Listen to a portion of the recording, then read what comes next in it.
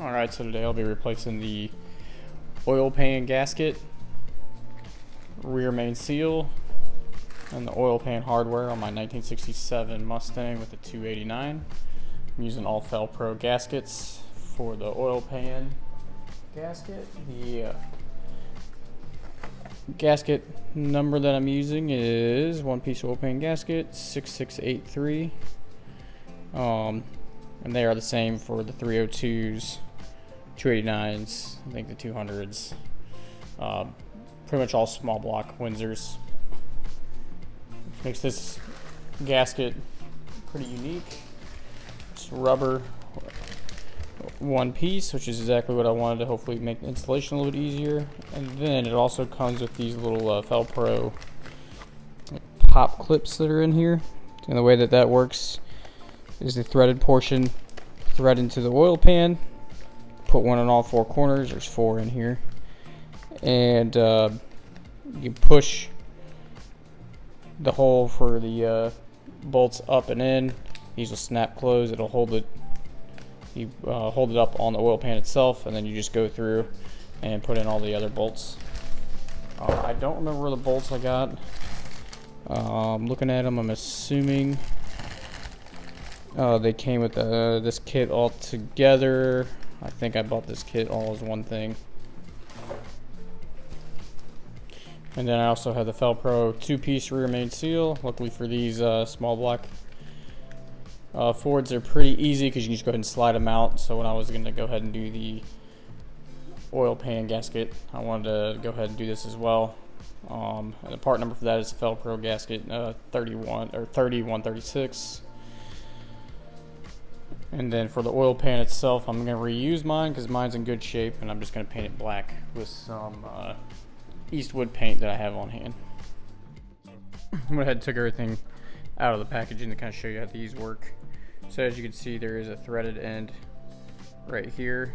That's going to thread up into the oil pan and be sitting vertically.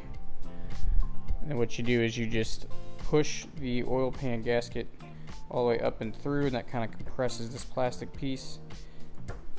And as you can see, there's a lip at the top, which will have that gasket set up at top, right up and up against the pan gas or the oil pan. Make it a little bit easier so you don't have to hold it in a couple pieces, which is why I wanted a one piece. And it's recommended online to use RTV just on the tabs here, where it's going to be along the bottom of the motor, and it actually kind of sticks up. So right around in these grooves right here,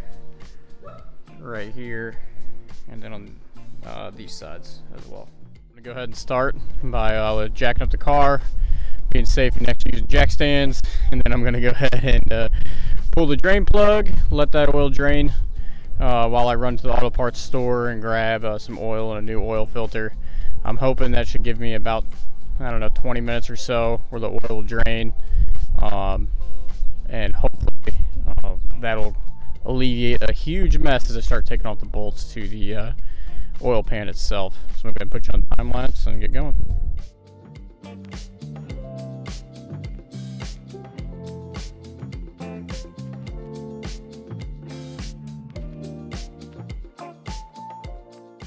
Drain plug, take off all of the oil pan bolts.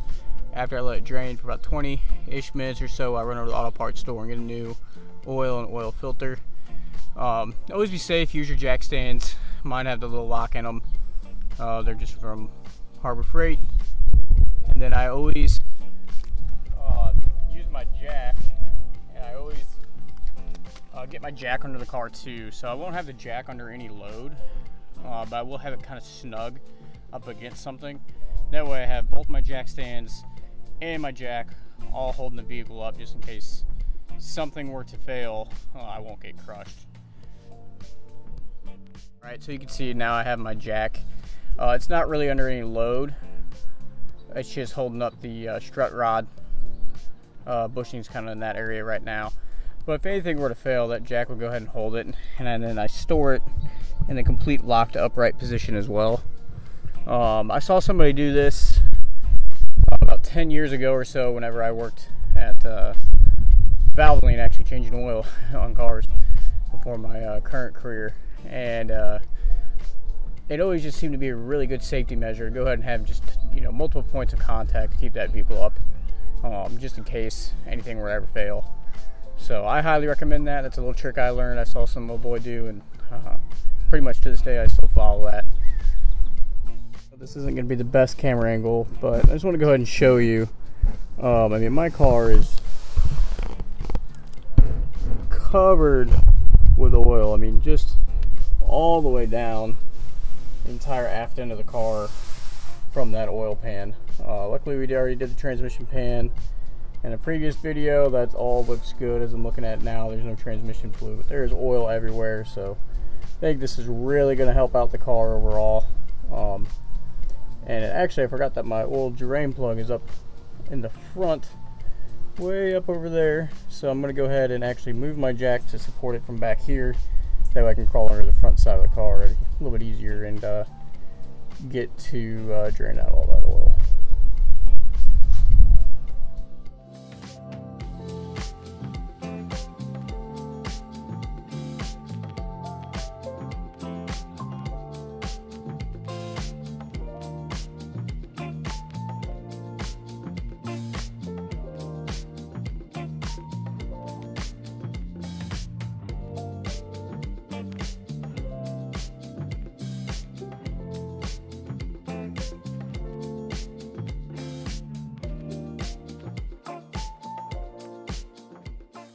Here's the oil that came out of the Mustang.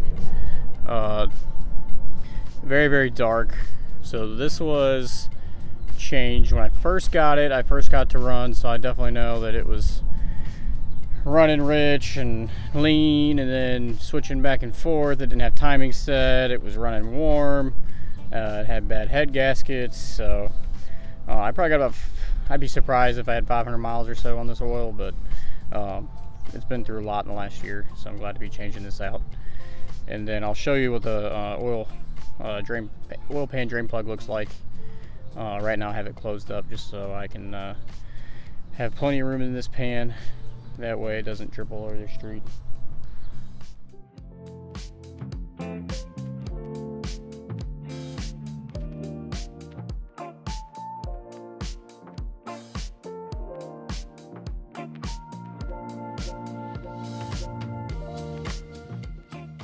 I'm actually gonna have thunderstorms tonight, so I might stop for the night. But as you can see, I have oil. That's just a power steering hose that was cut when I got the car, so I just tied it up on the new bigger sway bar I put on. You can see there's even oil already on that. So I'm really excited to change out these gaskets. I think that's really gonna help. I mean, you can see that there's oil just everywhere. And then I went ahead and put just that oil drain plug back in and drained the oil into some jugs. If it looked a little watery then, it could have been because I did have bad head gaskets. So I did replace those. So here's my oil drain plug. Get my feet out of the shot. As you can see, there's definitely some sludge, some buildup. Yeah, I don't know. Oh yeah, that's sludgy. Yeah, so I replaced this when I first bought the car before I started it or anything. So like I said earlier, I might have like 500 miles on it or so. I don't see any metal shavings in there, but also it's about the thunderstorm, so I'm pretty overcast and don't have the best light to really see in there. Very, very black, which is fine. I had bad timing, had bad head gaskets, valves, I mean everything, so I'm sure that this oil is looking this way. But now I have the new, I set the timing. I took the heads to a machine shop, a local machine shop to me. Did the head gaskets, you know, changed all the other fluids. I think it'll look a lot better. And then whenever I was pouring out that oil, yeah, so Whenever I was pouring out that oil into my jugs, if it did look a little watery, it's because it is. With having bad head gaskets, there was definitely coolant getting into there.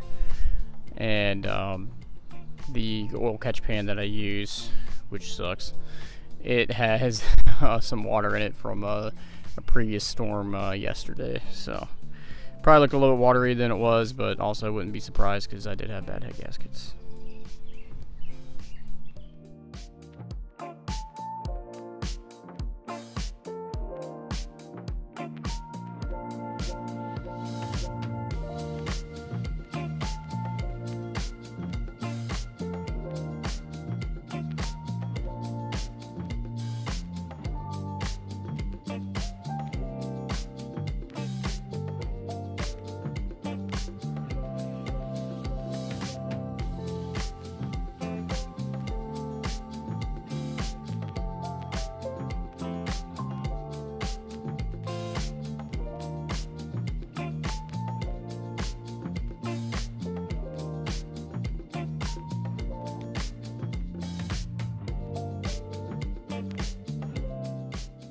See that, but I can turn, I just got the oil pan, all the bolts disconnected. They were basically not tight at all, so this gasket and everything probably could have held out a little bit longer, but just looking at it and feeling it, trying to get this oil pan out, it definitely need to be replaced. I'm also doing the rear main seal, but man, this is really scary how untight everything is on this car. I mean, this cross member, I'm turning it right now by hand, taking it off, and that's scary. The fact that that is not even remotely tight, that I can turn it by hand. I'm definitely got to go back through and check everything before I even try to drive this car again. I'm very fortunate that when I did drive this car for the few times that I did, I mean, that nothing happened, but I mean, there's the cross member connecting the left side frame rail to the right side frame rail, and it's a pretty big bolt, size 22, and I mean, I just took it out by hand, so that's pretty crazy. And then the motor mounts absolutely are gonna have to be replaced as well. They really aren't anything. Yep, there it is. I don't know if you guys can see that, but by hand. But the motor mounts definitely need to be addressed. The passenger side one's missing one of the screws where it actually goes into the motor. And the rubber just looks pretty shot in general. And where the long bolt that goes through where the rubber touches the block and then it connects to the strut tower there, it looks like those bolts aren't even going all the way through either. So gonna be looking at getting some motor mounts before I drive this thing.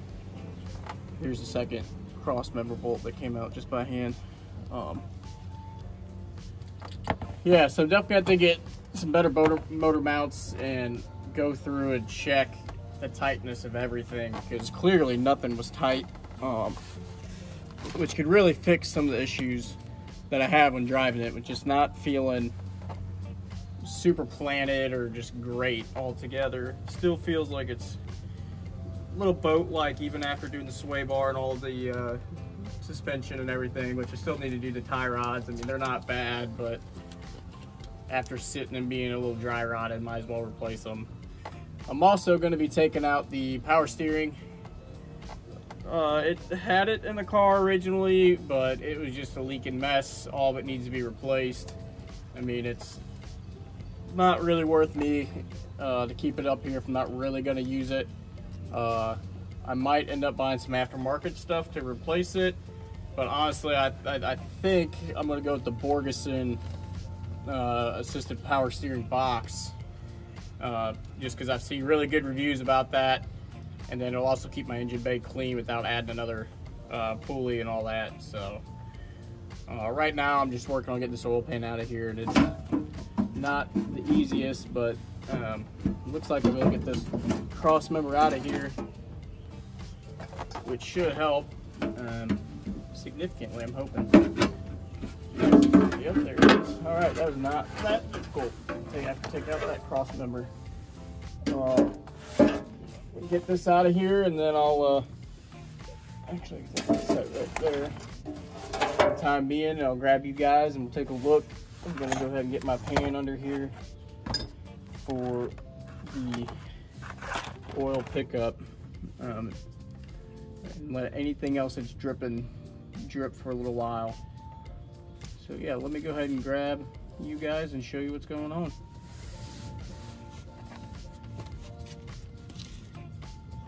All right, so here we go underneath the car.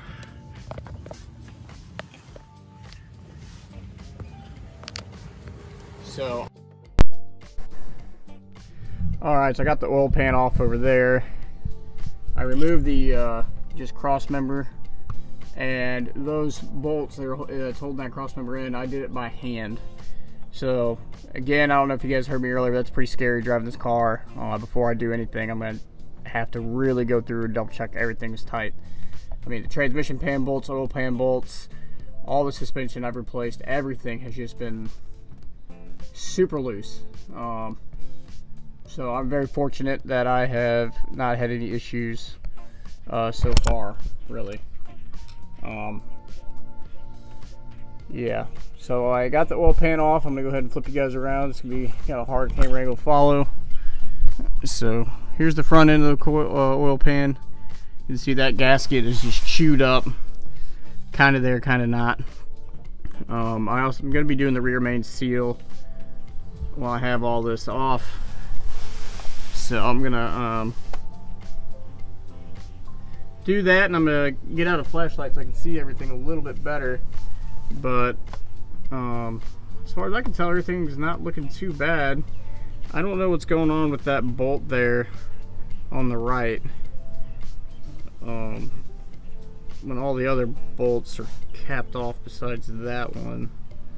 So that's a little strange. Huh. Yeah, so I'm gonna grab a flashlight, look at the pistons, see what I can see. I'm gonna leave it all where it's at and just try and see how clean everything is from the bottom side of the motor. From the inside, I definitely think it's an aftermarket oil of some sort. It does say Ford. I think this is Moroso next to it. So I'm gonna hit some paper towels, get this all cleaned up, and then kind of go from there. I'm assuming that this motor has definitely been touched before. I know it's bored like 40 over if I remember correctly. So yeah, I'm gonna go ahead and clean this up with some paper towels, might wire wheel it, and I think I'm just gonna paint it black with some Eastwood paint that I have on hand. That also means it probably holds more than 5 quarts of oil, which is all I had in it.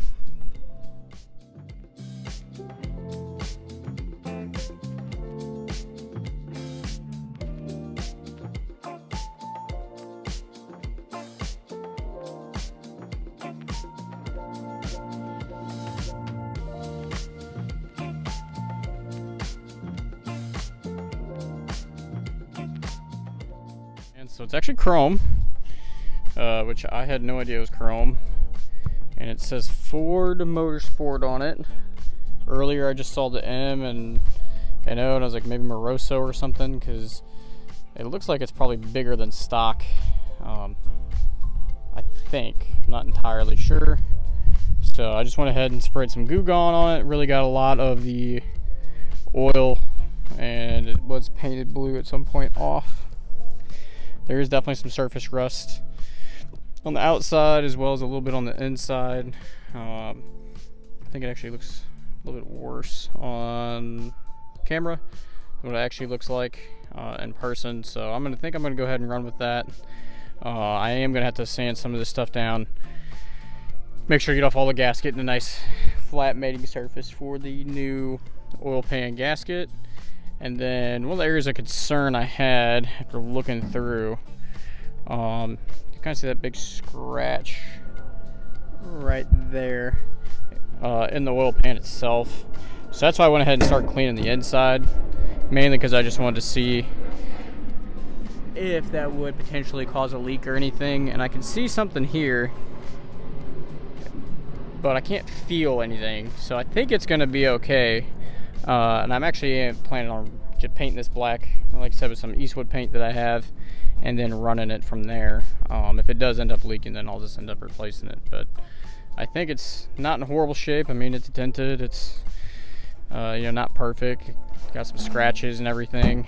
But for a good driver car like I'm wanting to have, I think it's gonna work out perfect.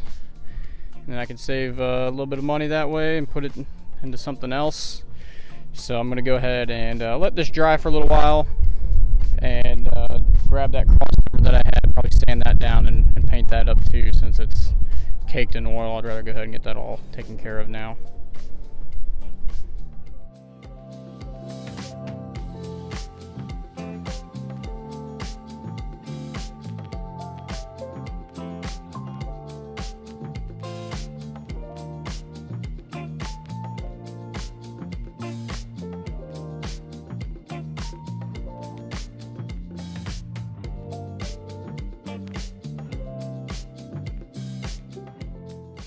Everything all painted up with some VHT roll bar and chassis paint. This stuff comes out pretty good. So yeah, I went ahead and just painted all this black, kind of just the look that I'm going for. So I'm gonna let that a little tacky, so still let it dry up a little bit more. But I went ahead and did the cross member and the oil pan, and then I'm gonna do a little bit of the frame down there too. I'll have it all apart as well. All right, so here's the torque pattern here. It doesn't say a spec, but honestly, I'm just gonna go hand tight. And then all those tabs, you can see I put just a little dot gasket maker. And then I'm gonna go out and put these on 4 corners. The way this works is it screws into the motor. These collapse, allowing it to slide through one of the bolt holes. And then whenever the goes up and over kind of this lip right here, it expands back out and holds it into place. That way I can get everything kind of up there, and then from there I'll grab the bolts that came with the kit and I'll use those.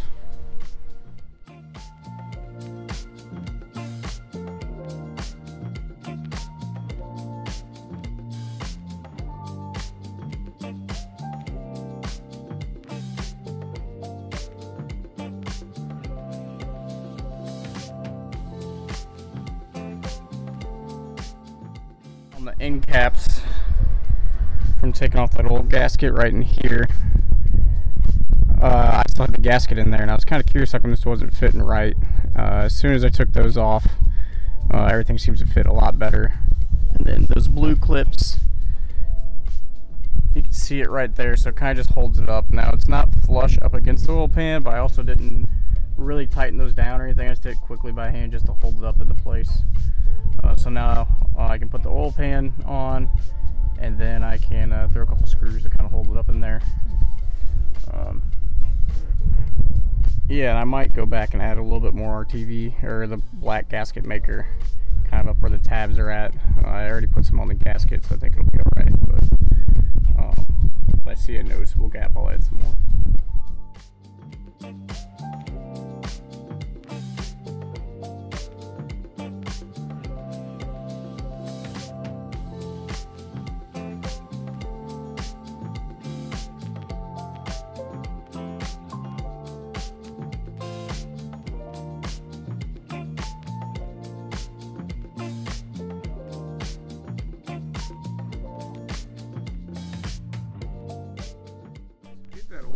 Started was honestly miserable. So those blue little holders, one snapped off on the inside, one of them cracked, so they weren't really working. Tried bringing the jack over, that didn't really help. Tried forcing up there, holding it up with one hand and everything, that didn't help just too much. So what I did was I actually ended up having those blue things in the holders on the front. And I went to where I had the most access to kind of push them through. So the issue I was having in the back is they're so long that I couldn't, just because you're so limited for room back there, especially because I kept the starter in, of actually getting the pan up and in there and hold it. So I started with one of those back ones and got that one started. That moved up to the front, and that seems like I'm good to go now. Don't want to cross my fingers too quick, but yeah, so you have the 4 around where the like dip in the little pan is here that goes through the shaft, crankshaft. Those are the larger bolts. The rest of them are slightly smaller. So I think if you get those, then you can go through and get all your holes lined up, as you can see, all the way through. So definitely not as easy as I thought that was going to be. I mean, I probably have an hour into it messing with just getting it to this point. So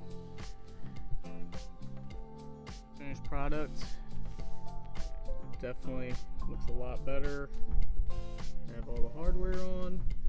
So some thoughts are, the hardware, there's 4 longer bolts in the front and the back where it dips down right here in the pan, and that's where I'd recommend putting those little blue hangers. Unfortunately, one of them broke off inside, and that was kind of fun to fish back out. And they're a really good idea, and you know, obviously they sell a whole bunch of these, so they're not going to be metal or anything, and I don't know how metal would flex like plastic would. But the 2 on the rear side, they were kind of just a pain to deal with. So what I did was I ended up putting both these 2 here in the front just because of a lot more room, and then that actually enabled me to hold everything, keep it together. And then I went to the back, and as I went to the back, I put in those 4, and then I just started going around with the smaller bolts all the way around, and I just did them one by one. I kind of started in the back and just did a crisscross pattern.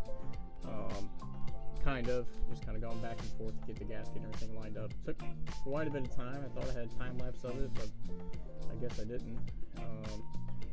So what I did was I went through, got every bolt on, and then I wanted everything to line up because I honestly wasn't sure if it was all going to line up at all. So then what I did was I just did them all hand tight, just with the extension on my socket, ratchet socket, and I then pulled each bolt out one by one, put red Loctite on it, thread locker, put it on there, got it all hand tight again, and then I started in the back working my way forward, and I just hit every other one, getting it hand tight with my ratchet and socket. I didn't feel like it was necessary to you know, look up a torque spec or anything for them, just because these older cars, sometimes you can really tell a difference versus feel if you're out to strip threads or anything, versus just throwing a torque on there and not really feeling, because there's definitely one over here, I don't exactly remember, is one of these kind of near the front, one of these front 3 here on the side, and one of them definitely felt like it was about to go. So I definitely know one of those is a little bit looser compared to the rest. So a lot of the stuff I do try to torque, but I have learned with an older car that you just kind of go by feel first. So that's what I did. Everything looks good. I haven't put oil or anything in it yet. I'm going to go ahead and do that and see what leaks. But first I got to put back the cross member, and then I'm going to start cleaning for about an hour or so. All the oil is caked up off here, and that way when I do put oil in, take it for a spin around the block, I can see if anything's really leaking.